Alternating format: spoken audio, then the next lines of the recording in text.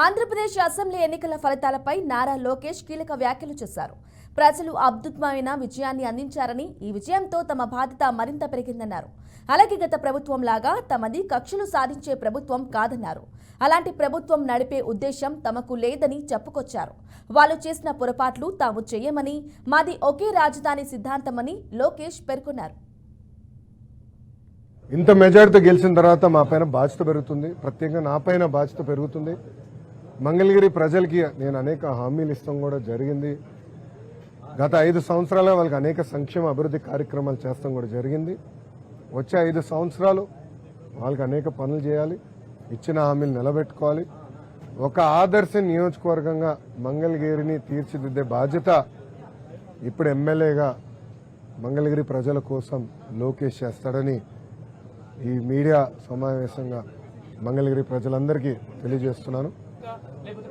నేను మళ్ళీ చాలా స్పష్టంగా చెప్తాను, నా యువగలం పాదయాత్రలో స్పష్టంగా ప్రజలకి కార్యకర్తలకు నేను హామీ ఇచ్చాను. ఏ అధికారులు వైకాపా నాయకులైతే చట్టాన్ని ఉల్లంఘించి ప్రజల్ని తెలుగుదేశం పార్టీ కార్యకర్తలు ఇబ్బంది పెట్టారో వాళ్ళపైన ఎంక్వైరీ చేస్తాం. అధికారులకు సంబంధించిన విధంగా జ్యుడిషియల్ ఎంక్వైరీ చేస్తాం.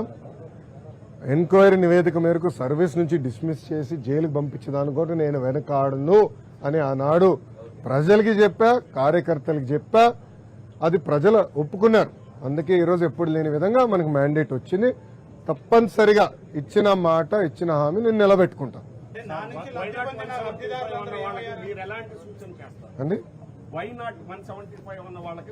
నేను వైకాపా, దయచేసి వైకాపా నాయకులకి పార్టీకి సూచించే స్థాయి నాది కాదు. మేమేం చేస్తాం చాలా స్పష్టంగా చెప్పాం. కక్ష సాధింపులు, హెరాస్మెంట్లు, ప్రభుత్వ ఆస్తులు ధ్వంసం చేస్తాం, ఇది మాకు రాదు, మేము చేయం. ఇదంతా ఆ పార్టీకి తెలిసింది. అందుకే ప్రజలు ఈరోజు ఇలాంటి మ్యాండేట్ కూటమికి ఇస్తాం జరిగింది. సో మాకు ఇచ్చిన మ్యాండేట్ నిలబెట్టుకోవాల్సిన అవసరం 3 పార్టీల పైన ఉన్నాయి. ఎందుకంటే ఆంధ్ర రాష్ట్ర చరిత్రలో ఎవరికి రాని మ్యాండేట్ మాకు వచ్చింది, ఎవరికి రాని మెజారిటీలు మాకు వచ్చినాయి. ఆ బాధ్యత మేము నిలబెట్టుకోవాలి. ఉందాతనంగా ప్రజలకి సేవ చేసే దిశగా మేము పనిచేస్తాం.